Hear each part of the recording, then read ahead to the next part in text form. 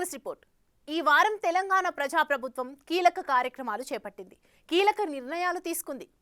Miss world పోటీలను grand గా నిర్వహించడం, రాజీవ్ యువ వికాసం ప్రొసీడింగ్స్ కు ఏర్పాట్లు, 30 సినిమాలకు గద్దర్ అవార్డుల ప్రకటన, పాలమూరులో IIIT కొత్త క్యాంపస్, కౌమార బాలికలకు వరంగా ఇందిరమ్మ అమృతం పేరుతో కొత్త పథకం ప్రారంభం.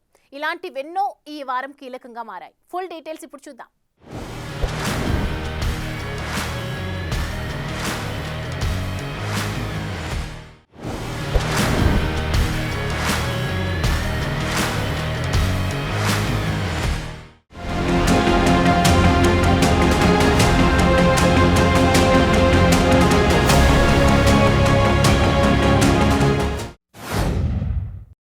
అంతర్జాతీయ సదస్సులను పగడ్బందీగా నిర్వహిస్తున్న తెలంగాణ ప్రభుత్వం మిస్ వరల్డ్ పోటీలను కూడా అంతే ఘనంగా నిర్వహించింది. హైటెక్స్లో అదరిపోయేలా గ్రాండ్ ఫినాలే జరిగింది. 120 దేశాల్లో లైవ్ టెలికాస్ట్ చేశారు. యావత్ ప్రపంచమంతా తెలంగాణ వైపు చూసేలా కార్యక్రమానికి కో-హోస్ట్గా తెలంగాణ పర్యాటక శాఖ వ్యవహరించింది. గ్లోబల్ అటెన్షన్ సాధించడంలో సక్సెస్ అయింది. భారత్ పాక్ మధ్య యుద్ధ మేఘాలు కమ్ముకున్న ఉగ్రవాదుల కదలికలపై అలర్ట్గా ఉండాలని నిఘా వర్గాలు అలర్ట్ చేసిన ఒక దశలో మిస్ వరల్డ్ పోటీలపై నీలినీడలు కమ్ముకున్న కంటెస్టెంట్లకు పగడ్బందీ భద్రతా ఏర్పాట్లు చేసి సక్సెస్ఫుల్గా నిర్వహించింది తెలంగాణ ప్రభుత్వం. 4 శతాబ్దాలకు పైగా చరిత్ర ఉన్న హైదరాబాద్కు ప్రపంచ పటంలో గ్లోబల్ సిటీ ఇమేజ్ తెచ్చే విషయంలో మరో అడుగు ముందుకు పడినట్టయింది. ఏడాదిన్నరలో ప్రజాప్రభుత్వం వరుసగా నిర్వహించిన అంతర్జాతీయ సదస్సులన్నీ సక్సెస్ అయ్యాయి. దీంతో ఇటు హైదరాబాద్ ఇమేజీతో పాటు తెలంగాణ రైజింగ్ స్లోగన్ ప్రపంచ దేశాలకు సుపరిచితమైంది.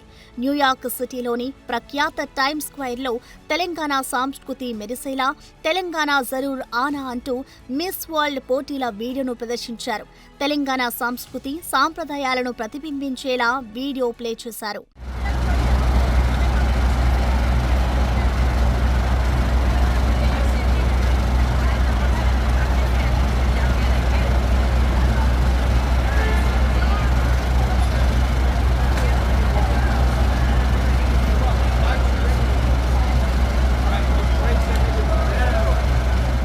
నిరుద్యోగులకు వరుసగా ఉద్యోగ అవకాశాలు కల్పిస్తున్న రేవంత్ రెడ్డి ప్రభుత్వం వారి కోసం స్వయం ఉపాధి కల్పించే ఆలోచన చేసింది. జూన్ 2న తెలంగాణ ఆవిర్భావ దినోత్సవాన్ని పురస్కరించుకొని రాజీవ్ యువ వికాసం ప్రొసీడింగ్స్ ఇవ్వాలని నిర్ణయించింది. మొదటి దశలో 1 లక్షలోపు వ్యయంతో ఉన్న యూనిట్లకు ప్రొసీడింగ్స్ ఇవ్వనున్నారు. అనంతరం దశల వారీగా 4 లక్షల రూపాయల యూనిట్లు మంజూరు చేస్తారు. స్వయం ఉపాధికి ఆసరా కల్పించేలా ఈ పథకాన్ని రేవంత్ ప్రభుత్వం అమలు చేస్తోంది. అక్టోబర్ 2లోగా 5 లక్షల మందికి దశల వారీగా ఈ పథకం ద్వారా లబ్ధి చేకూరేలా ప్రణాళిక రూపొందించారు. వచ్చే నెల 15వ తేదీ తర్వాత ఈ పథక యూనిట్ల గ్రౌండింగ్ ఉంటుంది. జూన్ 10 నుంచి 15 వరకు ట్రైనింగ్ ప్రోగ్రామ్స్ చేపట్టనున్నారు. రాజీవ్ యువ వికాసం కోసం తెలంగాణ వ్యాప్తంగా 16.23 లక్షల మంది దరఖాస్తు చేసుకున్నారు.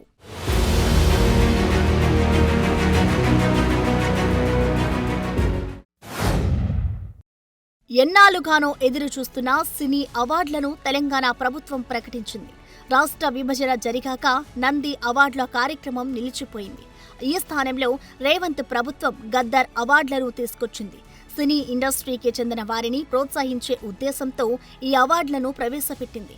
అంతేకాదు తెలంగాణ ఏర్పడ్డప్పటి నుంచి అంటే 2014 నుంచి 2023 దాకా 30 ఉత్తమ సినిమాలకు అవార్డులు ప్రకటించింది. ఏడాదికి 3 సినిమాల చొప్పున బెస్ట్ మూవీస్కి అవార్డులు ప్రకటించారు. ప్రజాకవి కాళోజీకి స్పెషల్ జ్యూరీ అవార్డును కూడా ప్రకటించారు. బెస్ట్ యాక్టర్ అవార్డు అల్లు అర్జున్కు దక్కింది. ఎన్టీఆర్ నేషనల్ ఫిలిం అవార్డుకు బాలకృష్ణ, పైడి జయరాజ్ ఫిలిం అవార్డుకు మణిరత్నం, బిఎన్ రెడ్డి ఫిలిం అవార్డుకు సుకుమార్, నాగిరెడ్డి, చక్రపాణి ఫిలిం అవార్డుకు నిర్మాత అట్లూరి పూర్ణచంద్రరావు, కాంతారావు ఫిలిం అవార్డుకు హీరో విజయ్ దేవరకొండ, రఘుపతి వెంకయ్య ఫిలిం అవార్డుకు యండమూరి వీరేంద్రనాథ్ను జ్యూరీ ఎంపిక చేసింది. ఉత్తమ చిత్రాలకు 10 లక్షల చొప్పున నగదు బహుమతి అందించనున్నారు. జూన్ 14న హైదరాబాద్ హైటెక్స్లో ఈ అవార్డుల ప్రదానం జరుగుతుంది.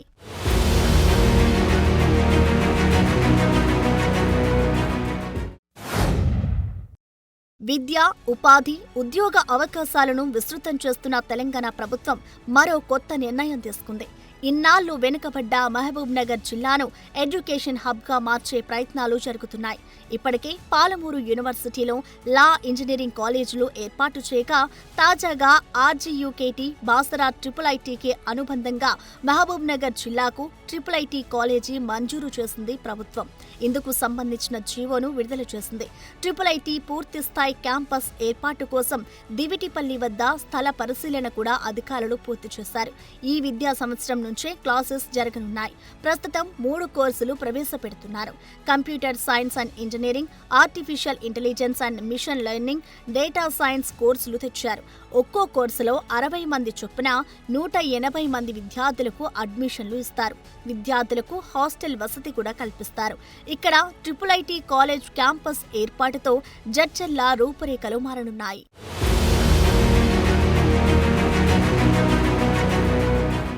తెలంగాణ ప్రభుత్వం ఎప్పటికప్పుడు సరికొత్త పథకాలకు శ్రీకారం చుడుతూనే ఉంటుంది.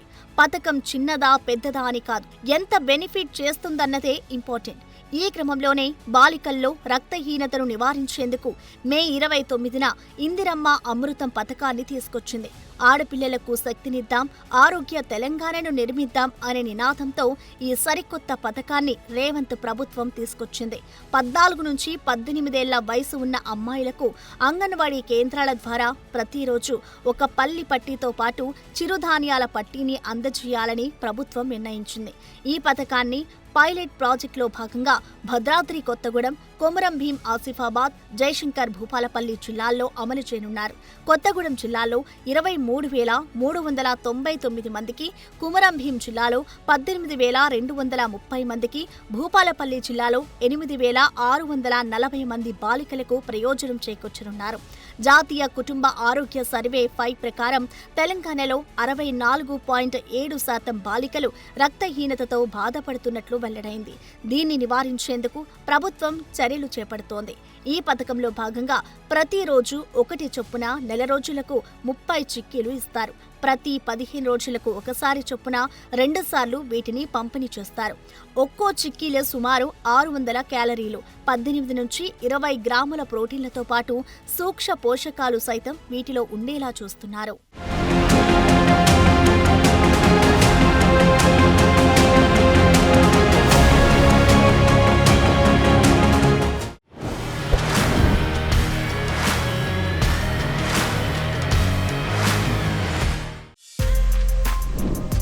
For more videos like this, subscribe Big TV channel.